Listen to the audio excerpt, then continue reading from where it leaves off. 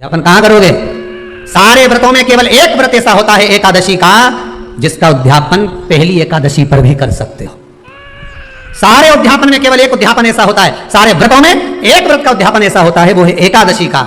ये जरूरी नहीं कि 26 पूरी होगी तभी तुम करोगे। निंदा करने वाला चुगल चोट्टा, आज एकादशी का दिन है, हमारी मम्मी का एकादशी का व्रत है, एक इतना बड़ा कंप्यूटर से निकालो, एकादशी के दिन सेलो टेप लगा के चिपका दो, चुगल चोट्टा उन अंदर नहीं आए, आज हमारा एकादशी का व्रत है।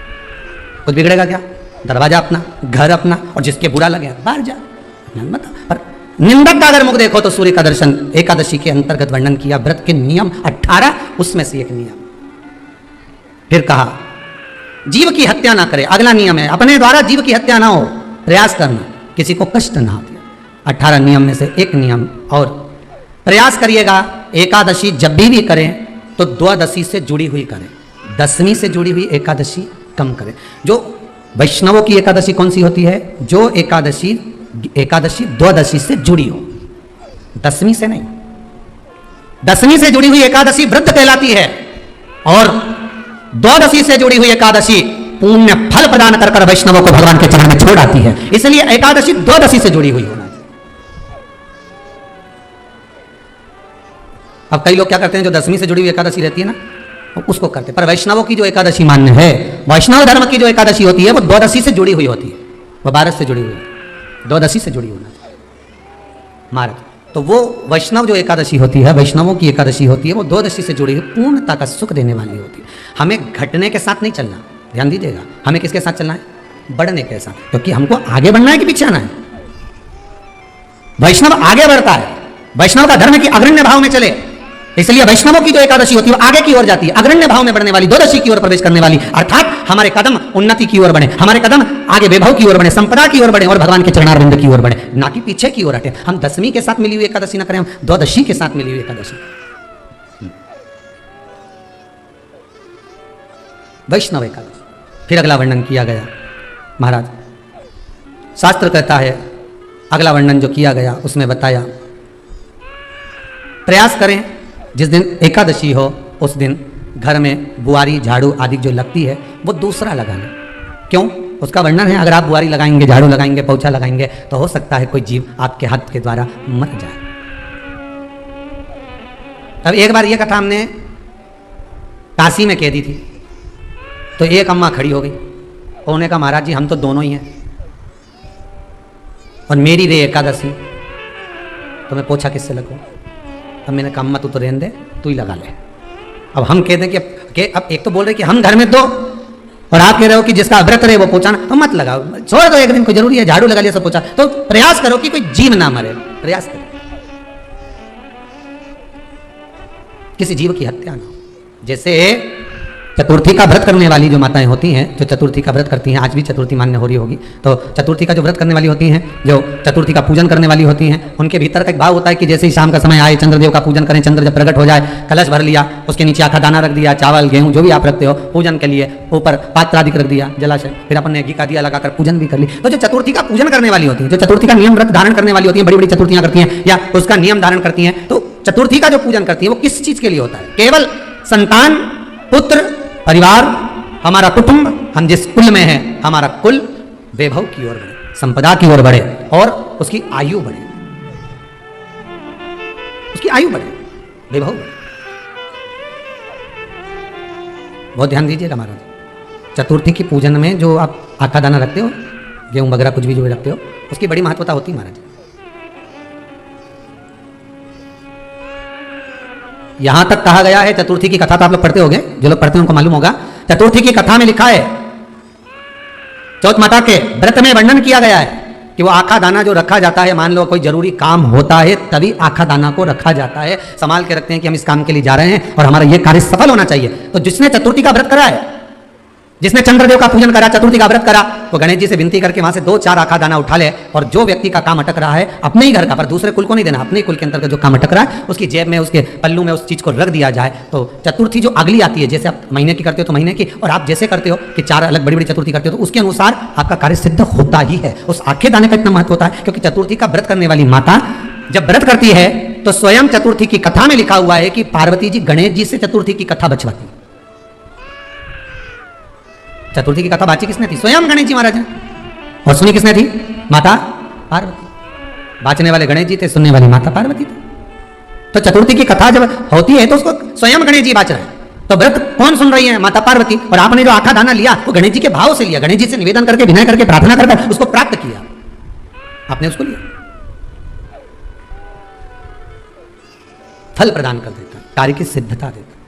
और एक और चीज ध्यान रखिएगा, जिसको पथरी की बीमारी हो या किडनी लीवर में कोई तकलीफ उत्पन्न हो जाती है, डायलिसिस चल रहा हो या डॉक्टर बोल रहे हो कि चेंज करना पड़ेगा, तो उसके पहले कोई सी भी चार चतुर्थी सफेद दुर्वा, जब गणेश शिव महापुराण की कथा बाची थी पिछले वर्ष की, शायद हमारे चैनल पर डली होगी, आप जब जाएंगे तो उसमें प्राप्त होगा।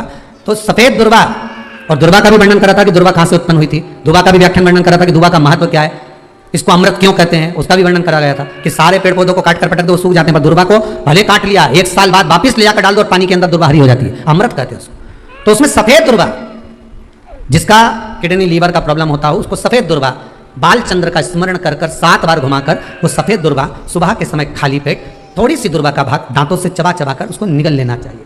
पथरी होती है तो 15 से 20 दिन में वो बाहर निकल जाती है, किस मार्ग से निकले, यूरिन आदि के माध्यम से वो बाहर हो जाती है। और अगर किडनी लीवर की प्रॉब्लम होती है, डायलिसिस चल रहा होता है, तो उसमें भी आपको सुख की प्राप्ति होती है। हफ्ते में अगर 2 डायलिसिस हो रहे हैं तो हो सकता है बाबा चाहेगा विश्वनाथ तो 1 कर देगा, धीरे धीरे उसको फिर 4 चतुर्थी कर लीजिए। सफेद दुर्वा का इस्तेमाल। सफेद दुर्वा कहां मिलती है? तो कहा जहां जलाशय होता है, जहां कुआं हो, बावड़ी हो, तालाब हो, पानी जहां भरा रहता है, उसके नजदीक में सफेद दुर्वा उत्पन्न हो, सफेद दुर्वा मारे, सफेद दुर्वा का स्मरण शिव कथा कह रही है। अगला वर्णन किया है भगवान। तो बालचंद्र चतुर्थी का स्मरण करते हुए कहा कि आप जो व्रत कर रहे हो, उस व्रत की पूर्णता में जिस भगवान का भजन कर रहे हो, उस भगवान से पूर्ण फल की कामना हो आप। फिर 18 नियम में से एक नियम कहा, जब 26 एकादशी पूर्ण हो जाए तब आप उद्यापन एक बार का जरूर करें। किसी के मृत्यु के बाद आपने जो एकादशी दी है, जैसे कोई परदादा गए, दादा गए, कोई बुजुर्ग गया, पंडित जी ने कहा एकादशी का दान दो, आपने दे दी 5 एकादशी, 4 एकादशी, 3 एकादशी, 2 एकादशी, आपने जो एकादशी दी है, मना नहीं, दो और देना चाहिए। दान धर्म पुण्य तो करते रहना चाहिए, जब मन मिले तब कर दो, मौका मिले तब करो। तो एकादशी जो आपने दी है, और आपने किसी जीव को एकादशी दी है जो चला गया है, उस जीव को जब एकादशी दे देते हो, उसकी 11 एकादशी, 5 एकादशी, 3 एकादशी जितनी आपने दी है उतनी पूरी हो जाती है। उसके बाद में एकादशी का एक व्रत नहीं रखना चाहिए, उसके बाद फिर अगला एकादशी का व्रत धारण करना चाहिए, वापिस फिर पुनः। तो क्या करोगे उस दिन? जिस दिन आपने एकादशी जीव को दे दी, 5 एकादशी दी, तो छठी एकादशी पे क्या करोगे उसको? ये नहीं कि आपको अन्न खाना है, आपको व्रत नहीं रखना, पर आपको अन्न का सेवन नहीं करना। उस दिन दूध की सामग्री, कोई फ्रूट्स, कोई फल आपको उस दिन ग्रहण करलेना, पर आपको ये नहीं करना है कि हमने तो एकादशी करी नहीं है आज तो हम अन्न खा लेंगे, नहीं। कथा में वर्णन आया था, कल कथा में कहा था, मूर को जब मारने का समय आया, पाप सामने आ गया, भगवान ने उस पाप को किसमें ले जाकर छोड़ा? पाप पुरुष को अन्न के भीतर। पाप पुरुष कहां गया? अन्न के भीतर। एकादशी के दिन एक दिन पाप पुरुष अन्न के भीतर रहता। एकादशी का अगला वर्णन ध्यान से सुनिएगा। मान लो आपने एकादशी का उद्यापन में बाद में करूं नहीं करूं, श्वास का कोई भरोसा है? बोलो तो, है क्या कोई भरोसा? नहीं। श्वास रुक जाएगी चलते चलते, शमा बुझ जाएगी जलते जलते, दम निकल जाएगा रोशनी का, क्या भरोसा है इस जिंदगी का? कोई भरोसा है कि आप 26 एकादशी पूरी कर पाओगे? नहीं, किसी ने देखा हो तो बात दूसरी। एक बार वो युधिष्ठिर के सामने कोई मांगने के लिए, दरवाजे पर कोई दान मांगने के लिए आ गया युधिष्ठिर के पास, और युधिष्ठिर ने कह दिया, महाराजा युधिष्ठिर बोले कल आकर ले जाना, कल आओ ले जाओ। भीम ने ढोल उठाया और बजाना प्रारंभ करा, साहब बजाया कि सारे लोग इकट्ठे हो गए। सबने पूछा हुआ क्या भीम, कौन सी खुशी की बात है, बात क्या है? तो भीम बोले मेरे भैया ने काल को जीत लिया। काल को जीत लिया मतलब मेरे भैया बोले कि कल आ जाना, हम तुमको दान दे देंगे, मतलब मेरे भैया जानते हैं कि कल तक मरेंगे नहीं, प्राण नहीं छूटेगा, मतलब इन्हें काल को जीता। ये समझ वाली बात है। आप हो, हम हो, कोई भी संसार का मनुष्य काल को नहीं जीता। जन्म मरण परण 3 भगवान के हाथ में है। डॉक्टर ने कह दिया इतनी तारीख तक बच्चा होगा, मालूम पड़े आगे पीछे कभी भी हो जाए, 15 दिन पहले, 8 दिन बाद, 4 दिन पहले, ये तो भगवान क्या कहा, इसको ले जाओ, अंतिम सांसें चल रही है, मर जाएगी कुछ दिन में। मालूम पड़ा घर लिया है, 6 महीना हो गया, 5 बार तो नीचे सुला दिया, गोबर लीप के डुकरिया, फिर जिंदा हो गई वापिस। 4 बार तो फोन लगा के पूछ लिया कौन सा पाठ सुना दें कि निपट जाए, बिस्तर पे सड़ गई। भगवान भी कह रहा है मई रखो, शिव पुराण नहीं सुनी, मई रखो। क्या करोगे लाकर? परण पत्रिका देकर कह दिया दूसरे महीने में ब्याह हो जाएगा। मालूम पड़े बीच में लॉकडाउन फंस गया, 1 साल तो यूं ही निकल गया। अब फिर पंडित जी से कहा, आपने तो कहा था 2 महीने में हो जाएगा। पंडित जी बोले लॉकडाउन भी तो आ गया था, क्या करें? तो लॉकडाउन से क्या फर्क पड़े महाराज जी, शादी तो पक्की हो जाना थी। पंडित जी बोले जो इसके लिए बना था हो सकता है उसको कोरोना हो गया होगा। तो भगवान भी दूसरा ढूंढ लिया, अभी समय लगेगा। कोई कितना ही कह रहे कि इतने समय तक विवाह हो जाएगा, शादी हो जाएगी, पर जब तक उसने बंधन नहीं लिखा तब तक बंधना मुश्किल है। जन्म मरण परण 3 शिव के हाथ है, मेरे भगवान के हाथ में। 3 भगवान के पास में है, 3 वो भगवान के पास रहेगा।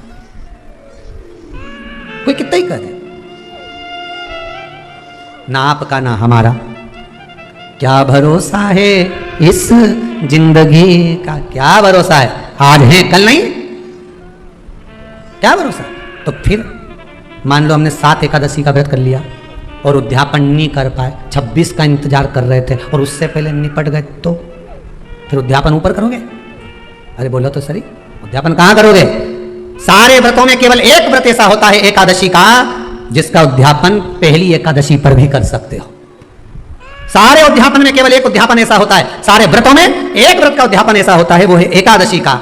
यह जरूरी नहीं कि 26 पूरी होगी तभी तुम करोगे, या तो पहली में कर लो या फिर 26 पूरी हो तब कर। पर उद्यापन अगर तुमको ऐसा लगे कि हाँ मैं अभी तो जीऊंगी हो, अभी तुम्हारा बाल भी धोला नहीं हुआ, तुमको ऐसा लगे तो अभी तुम्हें तुम बढ़िया, तो फिर भले मत करो। पर एकादशी का नियम कह रहा है, एकादशी का यहाँ 18 नियम में से एक नियम कह रहा है कि एकादशी का उद्यापन पहली एकादशी पर भी हो सकता है, पहली पर भी कर सकता है, फिर तुम्हारा मन करे तब। क्यों? तो पहली पर करने से क्या फल मिलेगा? तो एकादशी की नियमावली कहती है अगर मान लो आपने पहली एकादशी पर भी उद्यापन कर लिया, इसके बाद में जितनी एकादशी करोगे वो सारी तुम्हारे खाते में जुड़ती जाएगी। मतलब बैंक में खाता खोल लो, ठीक है, खाता खोल लिया, अब जितना कमाता जाओगा उसमें डालते जाओ, जितनी कमाई करके लाओगे उसमें जमा करते जाओ। एकादशी एक बार उद्यापन पहले भी हो गया तो बाकी का पुण्य तुम्हारे खाते में आ जाएगा, उसका पुण्य। एकादशी का उद्यापन बड़े महीने में माघ शुक्ल एकादशी के दिन, माघ का महीना हो, शुक्ल पक्ष की जम के बोलिए एकादशी हो, प्रयास करना कि आप उद्यापन करें, भले 5, 10, 11, 12 जितनी एकादशी हो जाए, 26 हो जाए तो ज़्यादा अच्छी है, नहीं तो आप करें तो माघ महीने की शुक्ल पक्ष की एकादशी के दिन आप उद्यापन करें, प्रयास रखें, प्रयास रखें। बड़े महीने के अंतर्गत जो उद्यापन, हाँ चतुर्मास के अंतर्गत उद्यापन नहीं होता एकादशी का, बहुत ध्यान दीजिए तुम्हारा। ये जो सावन भादो कुमार कार्तिक जो 4 महीना होते हैं भगवान के शयन करने के, इसके अंतर्गत एकादशी का उद्यापन नहीं होता और इसके अंतर्गत उद्यापन करना भी नहीं चाहिए एकादशी हमारा। एकादशी का उद्यापन माघ महीने की शुक्ल पक्ष की एकादशी के दिन आप बहुत प्रेम से आनंद के साथ करिए महाराज। परंतु एकादशी के उद्यापन में सबसे ज्यादा अगर कुछ जरूरी होता है तो 24 तरह का नैवेद्य जरूरी होता है। कितने तरह का? 24 तरह का नैवेद्य। अब आप कहोगे गुरुजी उद्यापन हम कर रहे हैं एकादशी का तो उसमें तो फलहार का हमें नैवेद्य बनाना चाहिए, तो फिर ये पुराण के अंतर्गत स्कंद पुराण में ये चीज लिखी है कि एकादशी का जब उद्यापन करते हैं तो 24 तरह का नैवेद्य बनाकर सिद्ध करते हैं। 24 तरह का नैवेद्य जान रख लेना, हलवा बना लो, खीर बना लो, पूड़ी बना लो, सब्जी बना लो, पकौड़ा बना लो, भजिया बना लो, ऐसे 24 तरह का नैवेद्य अलग अलग चाहिए। पर लोग क्या करते हैं, खोपरा पाक बनवा लेते हैं 1-2 किलो और 24 जगह रख देते हैं, स्वीकृत नहीं है। 24 तरह का नैवेद्य रखा जाता है महाराज। एकादशी के दिन भगवान का पूजन का पूरी तैयारी कर कर मंडल आदि बनवाकर विद्वान ब्राह्मण को बुलाकर, कर्मकांडी ब्राह्मण को बुलाकर जो भगवत सेवा में एकादशी का उद्यापन कराए उन ब्राह्मण के चरणों को नमन कर कर प्रणाम कर कर एकादशी का पूजन करवाइए और उस मंडल की पूजन कराकर हवन द्वादशी को कराइए। एकादशी को हवन नहीं, एकादशी के उद्यापन का जो हवन होता है वो द्वादशी को। एकादशी का उद्यापन द्वादशी का बड़े प्रेम से आप खूब आनंद से हवन पूजन कराओ। पूजन कराने के बाद, हवन कराने के बाद 26 जोड़े ब्राह्मण ब्राह्मणी के बुलाकर भोजन कराकर उनको भाव से जो आप समर्पित कर सकते हो, जितनी आपकी सामर्थ्यता हो उस सामर्थ्यता के अनुसार आप दान धर्म पुण्य करो, आप उन्हें प्रदान करो। और बन सके तो एकादशी की रात्रि को भी जागरण करें और द्वादशी के दिन जिस दिन हवन करें उसकी भी रात्रि को कुछ जागरण करें। जागरण का मतलब पहले भी कथा में कहा, प्रदोष की कथा में वर्णन किया था। हम ये नहीं कहते कि तुम पूरी रात जगो, हमारा तो निवेदन है 15 मिनट का करो, आधे घंटे का करो, 20 मिनट का करो, पर रात्रि के समय थोड़ी देर अगर एकादशी का उद्यापन कर रहे हो तो जागरण थोड़ी सी देर अवश्य करें। नहीं कर सकते अकेले बैठकर राम नाम जप लें।